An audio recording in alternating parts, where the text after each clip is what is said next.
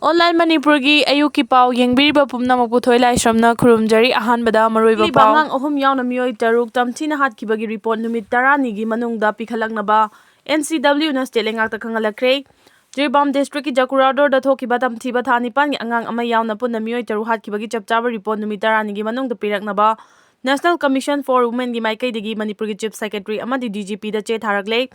Tamthiba miyat adugi matangda Republican Party of India Athawaligi National Secretary Maheshwar Thongnawjam na National Commission for Women NCW da wagat khiba adugi makha chatharakpa oina commission asigi maikaidagi thaudo adugi chapchaba report ama numit 10 gi manungda pikhala u haiba warol yawba cherol ama ngarang Manipur ki Chief Secretary Binit Joshi amadi DGP Rajiv Singha da tharakhibani NCW ki Joint DGP Rajiv Singha da tharakhibani NCW ki Joint Secretary A Asoli Salaina khuyek piduna tharakiba cherol aduda National Commission for Women Act 1990 gi section 10 gi makha da leibak asigi manung da leiba nupi da chathaba thawong miyot minai nupi singi right matpa amadi nupi singi punsibu ngak senbagi hak commission aside lei Jiribam gi Jakurado da nupi ahum amadi angang ahum tamthina hatkiba thawong asida akan action lokhotbam thokpani masigi matang da commission asina angamba Thabak paikhanaba honagani thaudo asida victim oihoraba imung manungsingda chumba while fanganaba honagani amadi chenaba sing maralgi matik chaba chairaka phangdana tumina loisinkiba yaroi haina cherol asina pali Manipur lengang na Jiribam ki Jakurado da thokiba tamthiba nupi amadi angangsingda thohanba crime singda akanba mieng changduna siguma crime asi makhata na thoktanaba honabiyu loinana hariba Jiribam ki thaudo asigi matangda Chief Secretary amadi DGP na chapchaba detail oiba report ama numit 10 faubagi manungda commission da pikhala uhairom tabada Imphal West ki Lamsang Police Station gi manung chanba Kangpupi District ka tainaba Kadangban village ta Kuki Millitantsing Sijjanaduna village tagi nomai round kaya kaptharakre Thaudo aduda security ki maikai degi so handuna kapki adubu thaudo aduda kanamata so apandi yaukide haidi atopa amana ngasi upung mapalom tabada Kakching District Police Commando na Pripak Pro gi cadre ama sel khaibaga mari leinana hiangam awang laikai degi fari mamingna salam danunjoy Elias Hwba nipugamapan apokpa laikhidraba isai hanba kawi hianglam awang laikai degi ni haidi amaromda combined force na lebdana chatharak operation gi manung chanang asni Bisnupur District ki Minjang village ama sungwa thalambiga ta lona bachingkhong degi yamlaba khudai sing phagatkhre Operation aduda 51 mm ki mortar ama SLR ama modified sniper rifle ama modified grenade launcher ama single barrel ani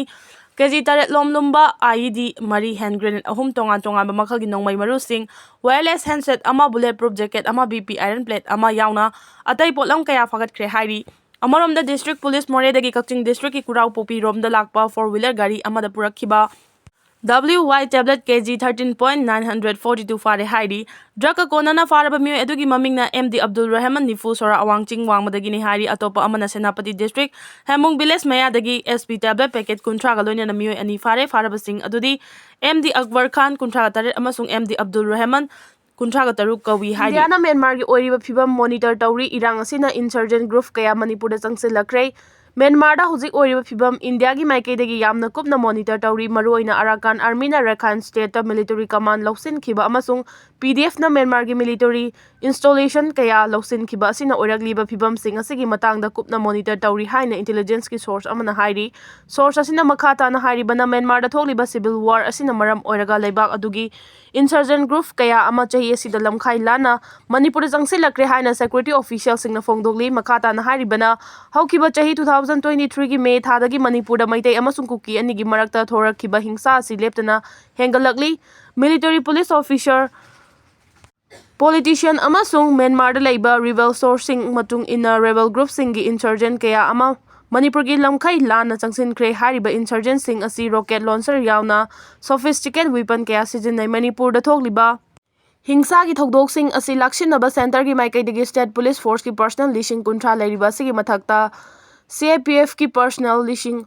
humpuga tare thajin kre Manipur da tholiba irang asi hena pakthok chawthorokpaga mari leinana rival faction sing asina khusu khulai leinana banam haduna sel khaiba amasung ain kaina drug lalon bagi thawong kaya chathai hairi Amit Shah na chair lawraga pangthokadariba NEC gi 72 suba plenary session da saruk yaruna ba CM Biren Tripura da thungkre Tripura gi konung Agartala da ngasi nungthildagi North Eastern Council NEC gi 72 suba plenary session Union Home Minister Amit Shah na chair lawduna hodokre session asida Chief Minister Nongthumam Biren Saruk Yanaba ngasi nungthil Agartala da thungkre 72 suba plenary session aduda Donor Minister ꯖ꯭ꯌꯣꯇꯤꯔꯥꯗꯤꯇ꯭ꯌ ꯁꯤꯟꯙ꯭ꯌꯥ ꯁꯔꯨꯛ ꯌꯥꯈꯤꯕꯒ ꯂꯣꯏꯅꯅ ꯑꯋꯥꯡ ꯅꯣꯡꯄꯣꯛ ꯁ꯭ꯇꯦꯠꯀꯤ governor ꯑꯃꯗꯤ chief ꯃꯤꯅꯤꯁꯇꯔꯁꯤꯡ ꯁꯔꯨꯛ ꯌꯥꯈꯤ꯫ ꯍꯌꯦꯡ December 21ꯗ ꯃꯄꯨꯡ ꯑꯣꯏꯅ ꯄꯥꯡꯊꯣꯛꯀꯗꯧꯔꯤꯕ ꯄ꯭ꯂꯦꯅꯔꯤ ꯁꯦꯁꯟ ꯑꯁꯤꯗ ꯑꯋꯥꯡ ꯅꯣꯡꯄꯣꯛꯀꯤ ꯆꯥꯎꯈꯠ ꯊꯧꯔꯥꯡꯒ ꯃꯔꯤ ꯂꯩꯅꯅ ꯄꯣꯏꯟꯠ 5 ꯌꯥꯎꯕ ꯐ꯭ꯔꯦꯝꯋꯥꯔꯛ ꯑꯃ ꯄ꯭ꯔꯖꯦꯟꯠ ꯇꯧꯕꯒ ꯂꯣꯏꯅꯅ ꯗꯣꯅꯔ ꯃꯤꯅꯤꯁꯇ꯭ꯔꯤꯒꯤ ꯃꯈꯥꯗ ꯑꯋꯥꯡ ꯅꯣꯡꯄꯣꯛ ꯁ꯭ꯇꯦꯠꯁꯤꯡꯗ ꯄꯥꯏꯈꯠꯂꯤꯕ ꯆꯥꯎꯈꯠ ꯊꯧꯔꯥꯡꯒꯤ ꯃꯇꯥꯡꯗ ꯈꯟꯅꯒꯅꯤ꯫ ꯂꯣꯏꯅꯅ ꯑꯋꯥꯡ ꯅꯣꯡꯄꯣꯛꯀꯤ ꯆꯤꯐ ꯁꯦꯀ꯭ꯔꯦꯇꯔꯤꯁꯤꯡꯅꯁꯨ ꯗꯣꯅꯔꯒꯤ ꯃꯈꯥꯗ ꯃꯄꯨꯡ ꯐꯥꯅ ꯄꯥꯡꯊꯣꯛꯈ꯭ꯔꯕ ꯆꯥꯎꯈꯠ ꯊꯧꯔꯥꯡꯁꯤꯡ ꯑꯃꯗꯤ ꯄꯥꯏꯈꯠꯀꯗꯕ ꯊꯕꯛꯁꯤꯡꯒꯤ ꯃꯇꯥꯡꯗ ꯋꯥꯐꯝꯁꯤꯡ ꯄꯨꯈꯠꯇꯨꯅ ꯈꯟꯅꯒꯅꯤ ꯍꯥꯏꯔꯤ꯫ ꯁꯦꯁꯟ ꯑꯁꯤꯒꯤ ꯁꯥꯏꯗꯂꯥꯏꯟ ꯑꯃ ꯑꯣꯏꯅ ꯕꯦꯡꯀꯔꯁꯤꯡꯒꯤ ꯀꯟꯀ꯭ꯂꯦꯚ ꯑꯃꯁꯨꯡ ꯄꯥꯡꯊꯣꯛꯀꯅꯤ꯫ ꯀꯟꯀ꯭ꯂꯦꯚ ꯑꯗꯨꯗ 4G Saturation Project, State Dependency, Financial Inclusion, Opening Bank Branch, Unelectrified Village Road Connectivityꯒꯤ ꯃꯇꯥꯡꯗ ꯇꯦꯂꯤꯀꯣꯝ ꯑꯃꯗꯤ ꯄꯥꯋꯔ ꯃꯤꯅꯤꯁꯇ꯭ꯔꯤꯒꯤ ꯃꯔꯤ ꯂꯩꯅꯕ ꯑꯣꯐꯤꯁꯤꯌꯦꯜꯁꯤꯡ ꯌꯥꯎꯅ ꯈꯟꯅꯒꯅꯤ ꯍꯥꯏꯔꯤ꯫ 70ꯁꯨꯕ ꯄ꯭ꯂꯦꯅꯔꯤ ꯁꯦꯁꯟ ꯑꯁꯤꯒꯤꯗꯃꯛ ꯉꯁꯤ ꯅꯨꯡꯊꯤꯜ ꯃꯅꯤꯄꯨꯔꯒꯤ ꯆꯤꯐ ꯃꯤꯅꯤꯁꯇꯔ ꯅꯣꯡꯊꯣꯝꯕꯝ ꯕꯤꯔꯦꯟ ꯑꯒꯔꯇꯂꯥꯗ ꯊꯨꯡꯂꯕꯗ ꯇ꯭ꯔꯤꯄꯨꯔꯥꯒꯤ ꯆꯤꯐ ꯃꯤꯅꯤꯁꯇꯔ ꯗꯥꯛꯇꯔ ꯃꯅꯤꯛ ꯁꯥꯍꯥꯅ ꯇꯔꯥꯝꯅ ꯏꯌꯥꯔꯄꯣꯔꯠꯇ ꯑꯣꯛꯈꯤ꯫ ꯃꯤꯐꯝ ꯑꯁꯤꯗ ꯑꯔꯨꯅꯥꯆꯜꯒꯤ governor lieutenant general Kaiwalya Trivikram Parnaik, chief minister Pema Khandu, ꯃꯅꯤꯄꯨꯔꯒꯤ ꯒꯚꯔꯅꯔ ꯂꯛꯁꯃꯟ ꯄ꯭ꯔꯁꯥꯗ ꯑꯥꯆꯥꯔꯌ, ꯅꯥꯒꯥꯂꯦꯟꯗꯒꯤ ꯒꯚꯔꯅꯔ ꯂꯥ ꯒꯅꯦꯁꯟ, ꯁꯤꯛꯀꯤꯝꯒꯤ ꯒꯚꯔꯅꯔ ꯑꯣꯝ ꯄ꯭ꯔꯀꯥꯁ ꯀꯝꯕꯥꯐꯇꯤ ꯉꯁꯤ ꯑꯒꯔꯇꯂꯥꯗ ꯊꯨꯡꯂꯈꯤ꯫ ꯁꯦꯀ꯭ꯌꯨꯔꯤꯇꯤ ꯐꯣꯔꯁꯅ ꯈꯨꯠꯂꯥꯏ ꯐꯥꯒꯠꯈ꯭ꯔꯦ꯫ ꯁꯦꯀ꯭ꯌꯨꯔꯤꯇꯤ ꯐꯣꯔꯁꯅ ꯁ꯭ꯇꯦꯠ ꯑꯁꯤꯒꯤ ꯇꯣꯉꯥꯟ-ꯇꯣꯉꯥꯟꯕ ꯃꯐꯝꯁꯤꯡꯗ ꯊꯤꯕ ꯍꯨꯝꯕ ꯆꯠꯊꯕꯗ ꯈꯨꯠꯁꯨ ꯈꯨꯠꯂꯥꯏ ꯀꯌꯥ ꯐꯥꯒꯠꯄ ꯉꯝꯈꯤꯕꯒ ꯂꯣꯏꯅꯅ ꯃꯤꯑꯣꯏ 2 ꯑꯃꯁꯨ ꯈꯨꯠꯂꯥꯏꯒ ꯀꯣꯟꯅꯅ ꯐꯥꯒꯠꯄ ꯉꯝꯈ꯭ꯔꯦ ꯍꯥꯏꯔꯤ꯫ ꯄꯥꯎ ꯑꯁꯤꯅ ꯍꯥꯏ ꯁꯦꯀ꯭ꯌꯨꯔꯤꯇꯤ ꯐꯣꯔꯁꯅ ꯉꯔꯥꯡ ꯀꯥꯡꯄꯣꯛꯄꯤ ꯗꯤꯁꯇ꯭ꯔꯤꯛꯀꯤ ꯂꯥꯏꯃꯊꯣꯟ ꯊꯥꯡꯕꯨꯒꯤ ꯃꯅꯥꯛ ꯅꯛꯅ ꯂꯩꯕ ꯅꯦꯄꯥꯂꯤ ꯀꯨꯇꯤ ꯑꯦꯔꯤꯌꯥꯗ ꯊꯤꯕ ꯍꯨꯝꯕ ꯆꯠꯊꯕꯗ ꯈꯨꯠꯂꯥꯏ ꯀꯌꯥ ꯐꯥꯒꯠꯄ ꯉꯝꯈ꯭ꯔꯦ꯫ ꯐꯥꯒꯠꯂꯕꯁꯤꯡ ꯑꯗꯨꯗꯤ 303 ꯃꯣꯗꯤꯐꯥꯏ ꯁ꯭ꯅꯥꯏꯄꯔ ꯔꯥꯏꯐꯜ ꯑꯃ, .22 ꯔꯥꯏꯐꯜ ꯑꯃ, 9mm ꯄꯤꯁꯇꯣꯜ ꯑꯃ, 12 ꯕꯣꯔ ꯀꯥꯔꯇꯤꯖ 5, ꯁꯤꯡꯒꯜ ꯕꯦꯔꯦꯜ ꯔꯥꯏꯐꯜ 2, 303ꯒꯤ ꯀꯥꯞꯄ ꯌꯥꯔꯤꯕ ꯃꯔꯨ, IED ꯑꯃ, ꯗꯤꯇꯣꯅꯦꯇꯔ ꯑꯃ ꯌꯥꯎꯅ ꯈꯨꯠꯁꯨ ꯈꯨꯠꯂꯥꯏ ꯀꯌꯥ ꯐꯥꯒꯠꯄ ꯉꯝꯈꯤ ꯍꯥꯏꯔꯤ꯫ ꯑꯃꯔꯣꯝꯗ ꯏꯝꯐꯥꯜ ꯏꯁ ꯗꯤꯁꯇ꯭ꯔꯤꯛ, ꯅꯨꯡꯕ꯭ꯔꯝ ꯚꯤꯂꯦꯖ ꯑꯃꯁꯨꯡ ꯂꯥꯏꯔꯣꯛ ꯕꯥꯏꯐꯦ ꯚꯤꯂꯦꯖꯀꯤ ꯑꯀꯣꯏꯕꯗ ꯊꯤꯕ ꯍꯨꯝꯕ ꯆꯠꯊꯕꯗ 7.62mm ꯒꯤ ꯔꯁꯤꯌꯥꯟ RPD ꯃꯦꯒꯖꯤꯟ ꯒꯟ ꯑꯃ, ꯃꯦꯒꯖꯤꯟ ꯌꯥꯎꯕ 5.56mm ꯏꯟꯁꯥꯁ ꯔꯥꯏꯐꯜ ꯑꯃ, .32 ꯄꯤꯁꯇꯣꯜ ꯑꯃ, 2-inch ꯃꯣꯔꯇꯥꯔ ꯑꯃ, 12 ꯕꯣꯔ ꯁꯤꯡꯒꯜ ꯕꯦꯔꯦꯜ ꯑꯃ ꯌꯥꯎꯅ ꯕꯣꯝꯒꯤ ꯃꯆꯥꯛꯁꯤꯡꯁꯨ ꯐꯥꯒꯠꯄ ꯉꯝꯈꯤ ꯍꯥꯏꯔꯤ꯫ ꯅꯥꯀꯜ ꯑꯃꯔꯣꯝꯗ ꯆꯨꯔꯆꯥꯟꯄꯨꯔ ꯗꯤꯁꯇ꯭ꯔꯤꯛ ꯄꯨꯂꯤꯁ ꯑꯃꯁꯨꯡ ꯑꯁꯥꯝ ꯔꯥꯏꯐꯜꯁꯀꯤ ꯑꯄꯨꯟꯕ ꯀꯥꯡꯕꯨ ꯑꯃꯅ ꯃꯤꯑꯣꯏ 2 ꯈꯨꯠꯂꯥꯏꯒ ꯀꯣꯟꯅꯅ ꯐꯥꯒꯠꯄ ꯉꯝꯈ꯭ꯔꯦ ꯍꯥꯏꯔꯤ꯫ ꯐꯥꯔꯕ ꯃꯤꯑꯣꯏ 2 ꯑꯗꯨꯗꯤ ꯆꯨꯔꯆꯥꯟꯄꯨꯔꯒꯤ ꯀꯣꯏꯇꯦ ꯚꯤꯂꯦꯖꯇꯒꯤ ꯖꯪꯅꯤꯌꯨ ꯍꯥꯎꯀꯤꯞ 38 ꯑꯃꯗꯤ ꯂꯤꯂꯤꯟ ꯍꯥꯎꯀꯤꯞ 92ꯅꯤ꯫ ꯃꯈꯣꯏ ꯑꯅꯤꯃꯛ ꯉꯔꯥꯡ ꯅꯨꯃꯤꯗꯥꯡ ꯄꯨꯡ 6 ꯂꯣꯝ ꯇꯥꯕꯗ ꯂꯝꯖꯥꯡ ꯚꯤꯂꯦꯖꯇ ꯆꯠꯊꯕ ꯑꯣꯄꯔꯦꯁꯟ ꯑꯃꯗ ꯈꯨꯠꯂꯥꯏꯒ ꯀꯣꯟꯅꯅ ꯐꯥꯒꯠꯄ ꯉꯝꯈꯤꯕꯅꯤ ꯍꯥꯏꯔꯤ꯫ ꯃꯈꯣꯏꯗꯒꯤ 9mm ꯀꯥꯔꯕꯥꯏꯟ ꯃꯦꯆꯤꯟ ꯒꯟ ꯑꯃ, ꯀꯟꯇ꯭ꯔꯤꯃꯦꯟ ꯃꯦꯒꯖꯤꯟ ꯌꯥꯎꯕ ꯄꯤꯁꯇꯣꯜ ꯑꯃ, 315 ꯕꯣꯔ ꯔꯥꯏꯐꯜ, ꯃꯔꯨ 119, 9mm ꯒꯤ ꯃꯔꯨ 5, ꯑꯉꯧꯕ ꯃꯆꯨꯒꯤ Toyota Glanza car registration number MN01AG4416 ꯑꯃꯁꯨꯡ ꯔꯤꯀꯣꯚꯔ ꯇꯧꯕ ꯉꯝꯈꯤ ꯍꯥꯏꯔꯤ꯫ ꯄꯨꯂꯤꯁꯀꯤ ꯃꯥꯏꯀꯩꯗꯒꯤ